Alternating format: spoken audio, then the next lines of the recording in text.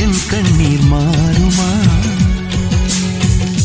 எங்கேயோ தொலைந்த விதை இங்கே வந்து பூத்ததென முல்லை பூ என்றிருந்தேன், முள்ளோடு பாய்ந்ததென்ன நான் உடன் இருக்க நிழல் என்னை துரத்த உயிர் தியக்கும் பயணம் என்ற திருப்பத்தில் முடிவது ஓய்ந்தது, என் காதல் ஓய்ந்ததே.